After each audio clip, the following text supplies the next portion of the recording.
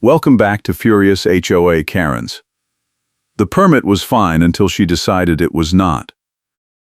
I pulled into my driveway at 11:15 on a Tuesday night, and Karen shouted that she was tired of my excuses and she wanted my car gone. My friend Jake had driven over earlier to drop off paperwork for a contract I was editing, parked on the street for maybe 40 minutes, and left without the guest pass I had printed for him because he forgot to grab it off my kitchen counter. Now Catherine Moore stood in my driveway holding a handheld radio and pointing at my sedan like it was evidence at a crime scene. "Do not move, you are in violation right now," she said. "I teach night classes at the community college 3 evenings a week, so I cannot risk complaints that might reach my department chair." I kept my voice calm. "Catherine, my car is in my own driveway. Jake left 2 hours ago. What violation are you talking about?" She jabbed a finger toward the street. "Your guest did not display the required pass. That is a $50 fine per the updated parking enforcement protocol, and I already logged the vehicle in the system. You will pay the fee, then you will pay the fee about the fee." I blinked. "A fee about the fee? Catherine, there is no such thing." And Jake was not here long enough to need enforcement. He was dropping off documents. She smiled, sharp and cold. "I am the reason this neighborhood stays civilized." The Towline Oaks Design Review Association portal shows 3 prior warnings on your account for guest violations. This is your 4th. The board voted to implement immediate towing for repeat offenders. I had received 0 warnings. The portal had been glitchy for weeks. Half the time it would not load my account page, and I had complained twice to the management company about it. I pulled out my phone to check the portal again. The page spun and timed out. Catherine watched me with her arms crossed. "The portal is down right now," she said. "That means your appeal does not exist. You cannot dispute something you cannot file." My chest tightened. I work as a community college instructor, adjunct track, which means my contract renews every semester, and any complaints that reach administration can quietly kill my prospects. I teach business ethics and technical writing, so a public mess with the HOA would be exactly the kind of distraction that makes a dean nervous. I had a big contract due in 2 days, editing compliance manuals for a regional healthcare network, worth more than a month of teaching pay. I could not afford to spend hours fighting phantom fines or sitting in tow yards. Catherine turned and walked toward the mailbox cluster at the end of the block. I followed. She pulled a portable speaker out of her bag, the kind you clip to a backpack, and pressed play. A recorded voice announced, "Attention residents, all guest vehicles must display valid passes. Violators will be towed at owner expense." This message brought to you by the Towline Oaks Compliance Hotline. She had been playing that recording at the mailboxes for 3 weeks. I had complained to the management company twice. They said they would look into it. Nothing changed. "Catherine," I said, keeping my tone even, "I printed a pass. Jake forgot to put it on the dash. That is not a violation that justifies a $50 fine and a threat to tow my own car." She turned the speaker off and looked at me. "You do not get to decide what justifies enforcement. I do. I run the compliance hotline, I log the violations, and I coordinate with the tow vendor. If you do not like it, you can file a formal appeal at the next board meeting. That is in 3 weeks." She lifted the radio again. "This is Catherine. Unit is still on standby for the second pickup, correct?" A crackling voice confirmed. She smiled at me. "I already called them. If your guest comes back tonight and does not have a pass, the tow truck will hook the car in minutes. And if I see your vehicle parked in a guest spot or on the street after hours, same outcome." I felt my jaw tighten. "Catherine, this is harassment." "No," she said. "This is compliance. I am the reason this neighborhood stays civilized." I walked back to my driveway. My neighbor 2 doors down, Marcus, a maintenance worker who wore a reflective vest most days, stood near his truck watching silently. He gave me a small nod. I nodded back. Marcus had mentioned a few weeks earlier that Catherine had tried to fine him for parking his work truck in his own driveway because it had a ladder rack. He had ignored her and nothing happened, which told me Catherine picked her targets based on who she thought would fold. I went inside and opened my laptop. The Towline Oaks portal finally loaded. My account page showed 0 warnings, 0 violations, 0 fines. I took a screenshot. Then I scrolled through the community announcements. 3 weeks ago, Catherine had posted a notice titled Updated Parking Enforcement Protocol Effective Immediately. The notice claimed the board had voted to authorize immediate towing for repeat guest parking violators and to impose a $50 administrative fee per incident. I opened the HOA governing documents I had saved when I bought the house. The parking rules allowed the board to fine residents for violations, but fines required written notice and a 10-day appeal window. Immediate towing was only allowed for vehicles blocking fire lanes or access roads. Guest parking violations were not listed as tow-eligible offenses. The $50 fee Catherine mentioned did not exist anywhere in the rules. I checked the board meeting minutes. The last meeting was 5 weeks ago. The agenda included a discussion about guest parking enforcement, but the minutes showed no vote. The topic was tabled pending legal review. Catherine had invented the new protocol herself. I took more screenshots. Then I emailed the management company with the subject line Urgent Compliance Issue and attached everything. I wrote, Catherine Moore is threatening to tow vehicles based on a protocol that was never approved by the board. The portal shows I have 0 violations. I am requesting an immediate review and a formal response. I hit send at 11:45. My phone buzzed 10 seconds later. A text from an unknown number. This is Catherine. I saw your email. You are wasting your time. The management company works for me. I CC them on every enforcement action. They know what I am doing. If you keep pushing, I will make sure every guest you ever have gets towed the second they park. I stared at the screen. That text was a mistake on her part. Threatening harassment in writing. I took a screenshot and saved it. The next morning I called the management company. The receptionist transferred me to the property manager, a woman named Linda. I explained the situation. Linda sighed. Mr. Catherine is very active in the community. She runs the compliance hotline as a volunteer service. We appreciate her dedication. If you have a dispute about a fine, you need to file a formal appeal with the board. Linda, I said, the fine is not real. The protocol was never voted on. I have the meeting minutes. She paused. I will look into it and get back to you. When? Within 5 business days. I have a tow threat active right now. If my guest comes back tonight, Catherine said she will have the car hooked in minutes. Linda sighed again. I cannot override a compliance officer in the field. If she logged a violation, the process has to run.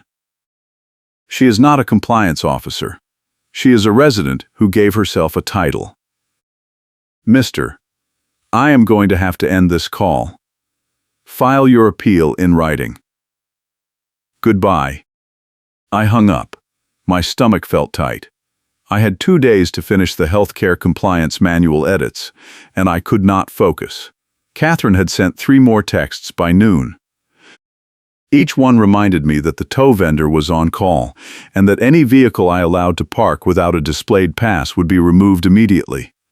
She included a photo of my driveway taken from the street. The angle showed my sedan and the edge of my front porch. The timestamp was 7:30 that morning. I called Jake. He answered on the second ring. Hey man, what is up? I need a favor. Can you come back tonight and park on the street again?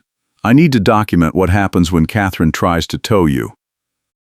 He laughed. Are you serious? She is going to call a tow truck on me? She already threatened it. I need video evidence that she is escalating beyond what the rules allow. If we catch her in the act, I can file a police report and force the management company to act. Jake hesitated. Man, I do not want my car towed. It will not be. I will be outside the whole time. The second the truck shows up, I will get the driver to back off and we will have everything on camera. He sighed. All right. But you owe me dinner. Deal. Jake arrived at 8:30 that night. He parked on the street directly in front of my house, no guest pass on the dash. I stood on my porch with my phone recording. Marcus walked over from his driveway, still in his reflective vest. He did not say anything, just stood near the mailbox cluster and watched. Catherine appeared 4 minutes later. She walked up the street holding the handheld radio and her portable speaker. She pressed play. The recorded announcement blared.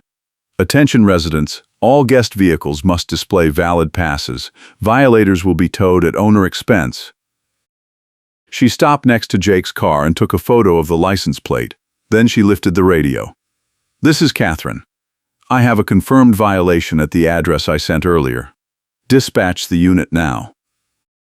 I walked down the driveway. Catherine, that is my guest. He is inside my house right now. This is not an emergency. She did not look at me. The protocol is clear. No pass, immediate tow. The protocol does not exist. The board never voted on it. She turned, her face calm and cold. I am the reason this neighborhood stays civilized. If you interfere with enforcement, I will have you cited for obstruction. Cited by who? You? By the police.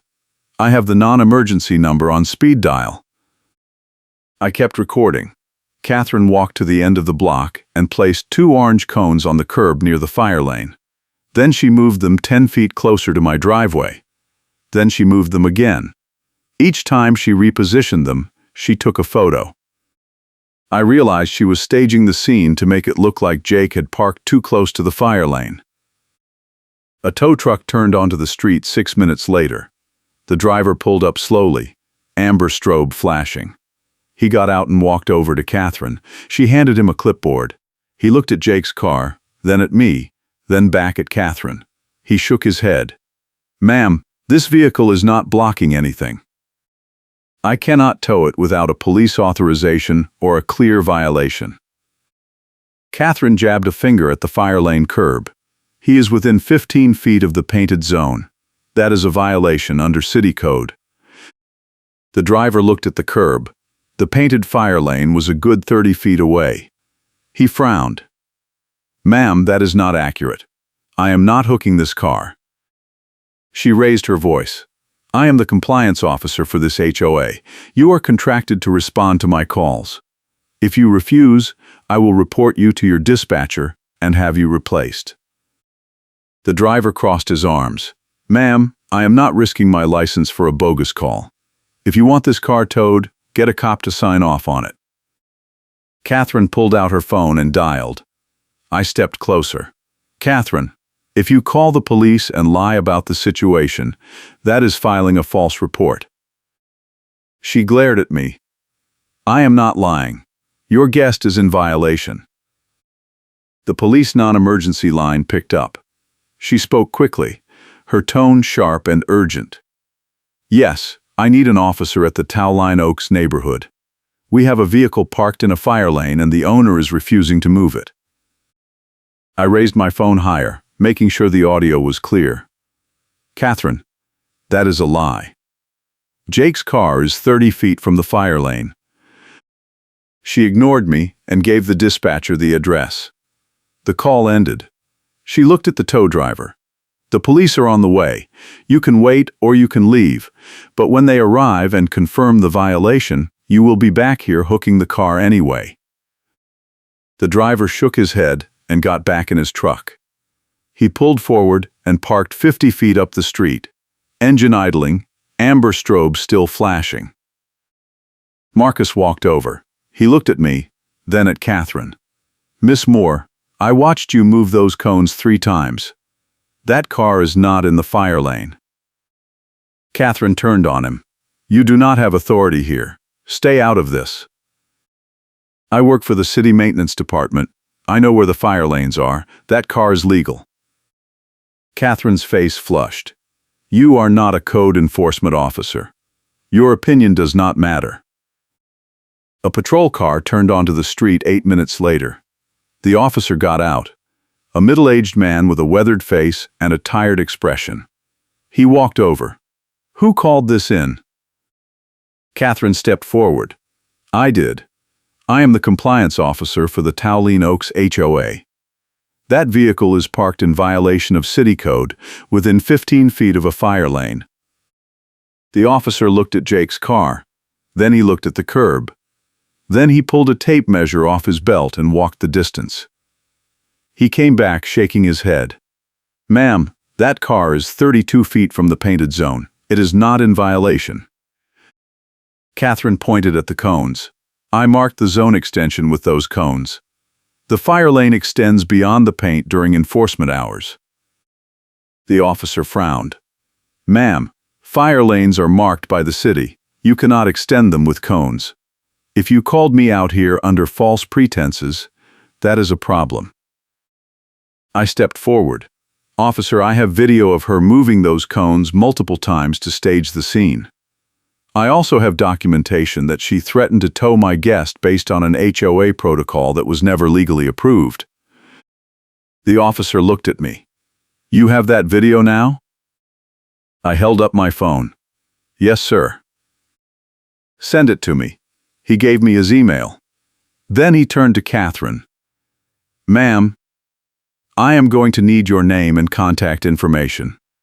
If this was a false report, there may be a citation. Catherine's voice went cold. I am Catherine Moore. I live at the address on file with the HOA management company. I was acting in good faith based on my role as compliance officer.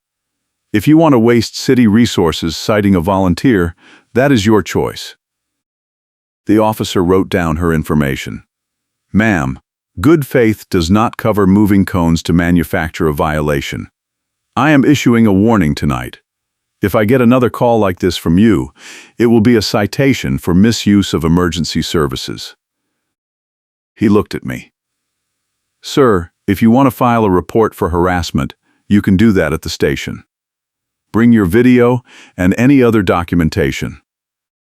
I nodded. Thank you, officer. I will do that tomorrow. He walked back to his car. Catherine stood frozen for a moment, her face tight. Then she turned and walked toward her house without another word.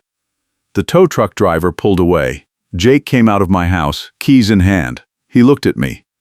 Did she seriously just try to fake a fire lane violation? Yeah, and the cop gave her a warning. Man, she is insane. I know. But now I have proof.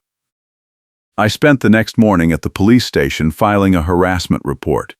I brought my phone, my laptop, and printed copies of the screenshots showing the missing board vote, the fake violations on the portal, and Catherine's threatening texts. The desk officer took everything and assigned a case number.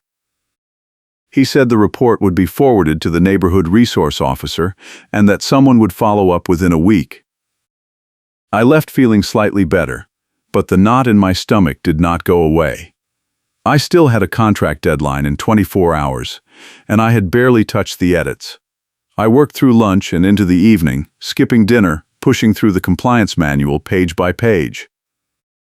At 9:30, my doorbell rang. I opened the door. A man in a neon safety vest stood on my porch holding a clipboard. He said his name was Dennis and that he worked for a contractor hired by the HOA to inspect driveways for drainage compliance. I asked to see his authorization. He showed me a work order with the Towleen Oaks letterhead and Catherine's signature at the bottom. I told him I had not received any notice about an inspection. He shrugged. The work order says immediate access required for safety assessment. If you refuse entry, I have to mark your property as non-compliant and the HOA will issue a fine. I pulled out my phone and called the management company. It went to voicemail. I called the emergency maintenance line. A recorded message said the line was only for water leaks and lockouts. I hung up and looked at Dennis. You are not touching my property without proper notice. The HOA rules require 72 hours written notice for inspections. He checked his clipboard. It says here that the compliance officer authorized expedited access due to a safety concern. What safety concern? Drainage issue flagged during a routine patrol. There is no drainage issue. My driveway is fine. He sighed. Look, man, I am just doing the job I was sent to do. If you want to argue, call the HOA. I will come back tomorrow. He left. I called Linda at the management company first thing the next morning. She picked up on the fourth ring.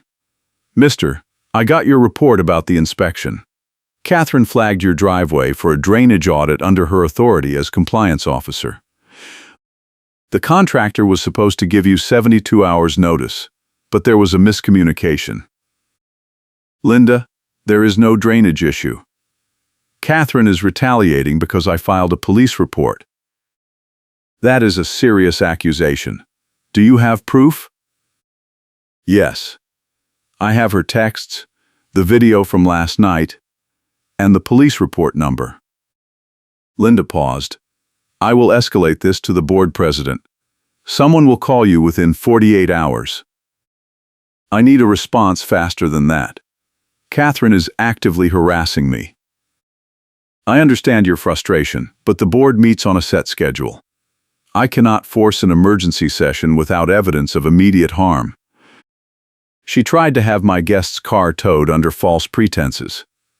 A cop issued her a warning. That is immediate harm. Linda sighed. I will do what I can. In the meantime, do not interfere with any inspections. If the contractor comes back, let him do his work and file a complaint after. I hung up feeling my chest tighten again. I had 3 hours to finish the contract edits, and my focus was gone. If you are enjoying this story, hit that like button and subscribe for more wild HOA drama that proves truth is stranger than fiction. I finished the contract edits at 2 in the morning and emailed the files to the client. Then I collapsed into bed and slept 4 hours. The next afternoon I got a text from an unknown number. This is Vanessa. I used to work for the management company that handles Towline Oaks. I heard about your situation with Catherine Moore. Can we talk? I called the number. Vanessa answered immediately. She said she had worked as an assistant property manager for 3 years and had quit 6 months ago because the company allowed Catherine to run enforcement without oversight. She said Catherine had been using a fake compliance hotline to log violations that never went through proper board review, and that the management company knew but did nothing because Catherine volunteered for free and kept the neighborhood visibly rules-focused, which made their job easier. Vanessa said she still had copies of emails showing Catherine coordinating with the management company to bypass the board on enforcement decisions. She offered to send them to me if I promised not to use her name publicly. I agreed. She sent the files an hour later. 23 pages of email chains showing Catherine proposing enforcement actions, Linda approving them without board votes, and Catherine logging violations directly into the portal with no resident notification. I printed everything and added it to my growing file. That night, Catherine showed up at my door again. She did not knock. She stood on the sidewalk and shouted, "I know you talked to someone at the management company. I know you are trying to get me removed. It will not work. I am the reason this neighborhood stays civilized. You are just another whiner who thinks the rules do not apply to him." I opened the door. "Catherine, I have proof that you and the management company coordinated to harass me. I have emails, I have texts, I have video. If you do not stop, I will file a civil complaint." She laughed. "Go ahead. The management company has lawyers. You do not." I did not raise my voice, because my proof was louder than any argument. I pulled a manila folder from the table behind me and held it up. "I have a full email chain with headers showing you and the management company coordinated this harassment. I will hand it to the officer on scene the next time you pull a stunt. and I will ask for an incident number immediately." Her face went pale. "Where did you get that?" "That does not matter. What matters is that you stop." She turned and walked away without another word. I thought that would be the end of it. I was wrong.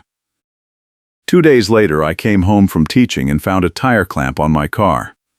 A bright orange boot locked onto the driver's side front wheel, with a sticker on the windshield that said, "Immobilized for violation of HOA parking rules do not ADMT removal."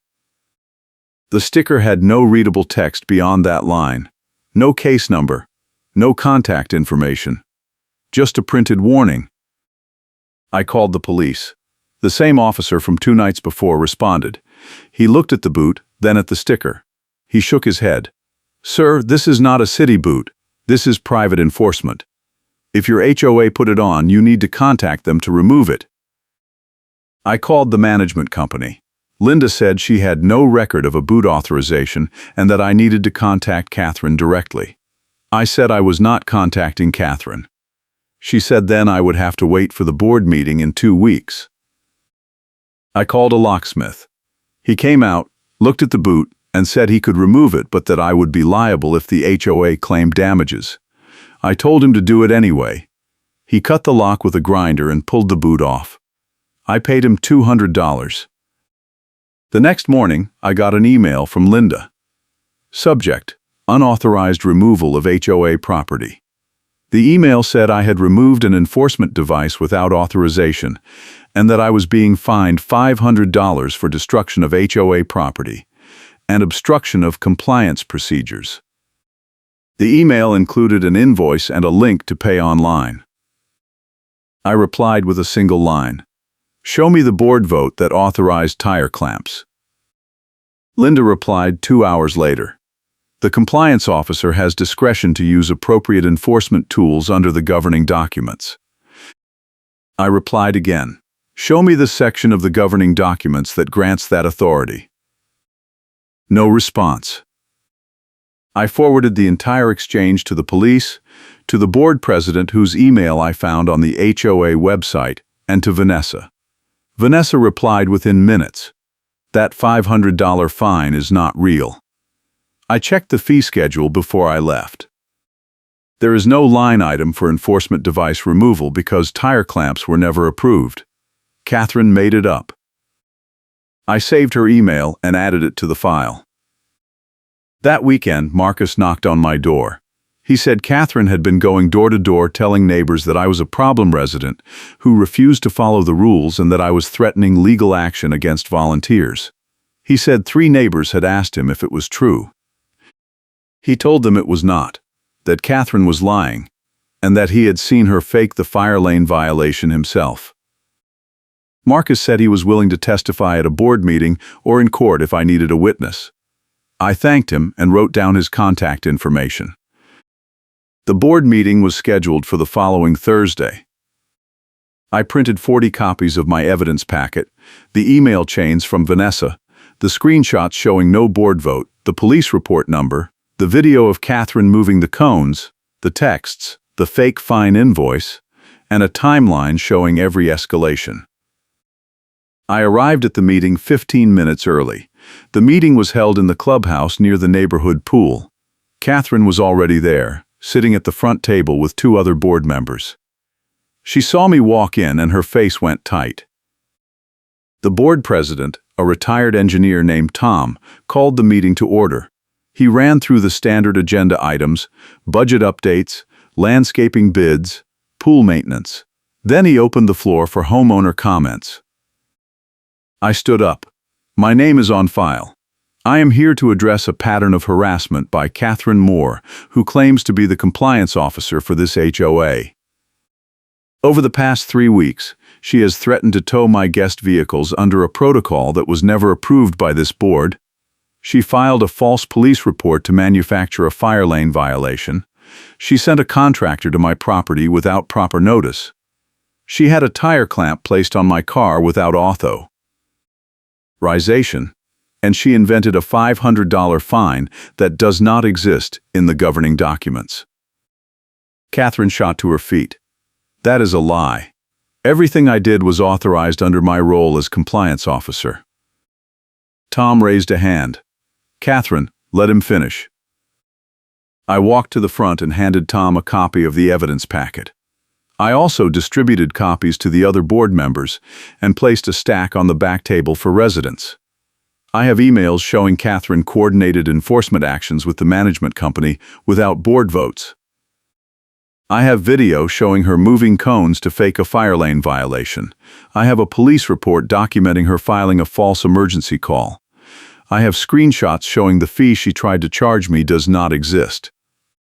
And I have a witness, Marcus, who works for the city and who saw her stage the violation in person. Marcus stood up from the back row. That is correct. I watched her move those cones 3 times. Tom looked at Catherine. Catherine, is this true?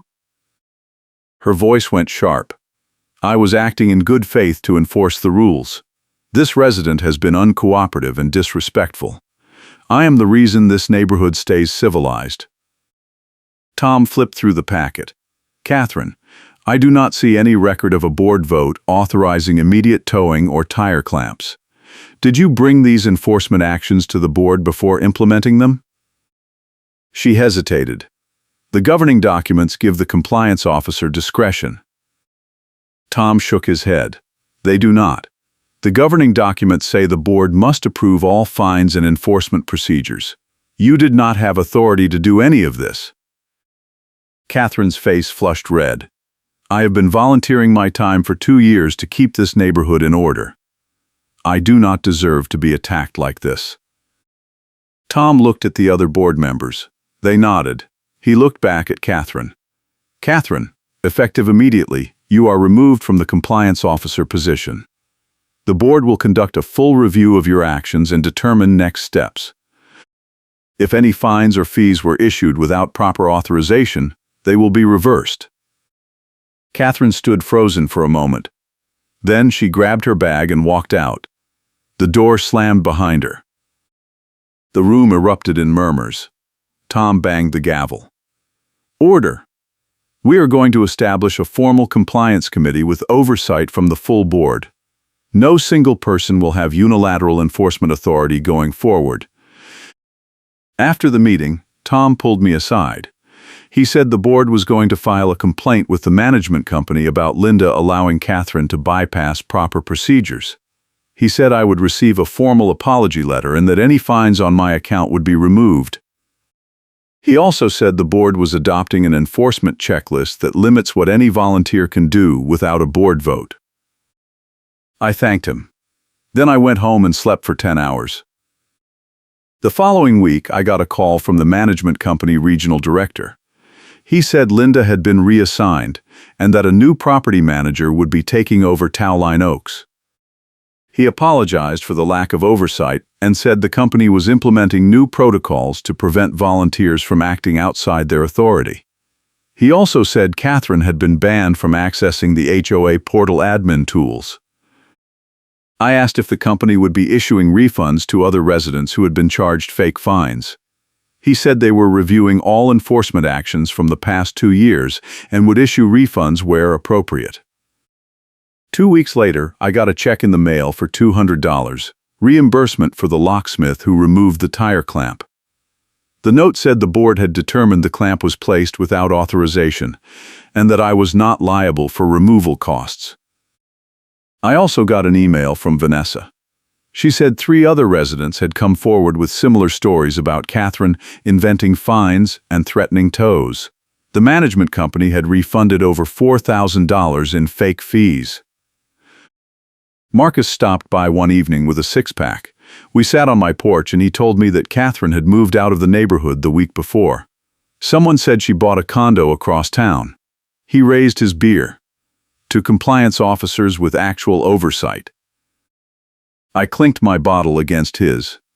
To proof that is louder than threats. The neighborhood settled after that. The new property manager sent out a newsletter clarifying the guest parking rules and explaining the appeals process. The board created a compliance committee with 3 rotating members and a requirement that all enforcement actions be logged and reviewed at monthly meetings. The portable speaker disappeared from the mailbox cluster. The orange cones were gone. I finished my contract work and got paid. My teaching schedule stayed steady. No one filed complaints. Life went back to normal, except now I checked the HOA portal every week and saved copies of every document. Jake came over one night to watch a game. He parked on the street, no guest pass, no problem. He laughed and said he still expected a tow truck to roll up. I told him those days were over. The funny part came a month later. Tom called me and said the board had been reviewing the old enforcement logs and discovered that the $50 guest fee Catherine kept threatening people with was never in any version of the rules. It did not exist. She had been bluffing the entire time, and the management company had been processing payments into a discretionary account that Catherine controlled. The board reported it to the company, and the company refunded everyone. Catherine's favorite fee got proven imaginary in the ledger. Tom said the board also found emails showing Catherine had been pressuring the tow vendor to prioritize Towleen Oaks calls and to hook cars faster than normal procedures allowed, in exchange for referring the vendor to other neighborhoods she claimed to have contacts in. The vendor dropped the contract after the board confronted them. I ran into Marcus at the mailboxes a few weeks after that. He said he heard Catherine tried to get on the board at her new condo and got voted down in the election. He grinned. Word travels fast in HOA circles. I grinned back. Good. The neighborhood is quiet now. The rules are still there, but they are enforced the way they were written, with notice, with appeals, and with board oversight. No one runs a compliance hotline. No one plays recorded announcements at the mailboxes. No one moves cones to manufacture violations. I still see the maintenance worker in his reflective vest most evenings, still working on trucks and ladders in his driveway. He waves. I wave back. We do not talk much, but there is an understanding. We both know what it looks like when someone decides the rules only apply to other people, and we both know how to push back when it matters. The Towleen Oaks Design Review Association is still around. The board still meets once a month. The compliance committee still logs violations and sends notices. But now there is a process, and the process works, and no one has to worry about waking up to a tire clamp or a tow truck because someone with a clipboard and a grudge decided to rewrite the rules overnight. I kept copies of everything: the emails, the texts, the video, the police report, the evidence packet. I keep them in a folder on my desk just in case. So far, I have not needed them. But I know they are there, and that is enough. Thank you, and I will see you next time.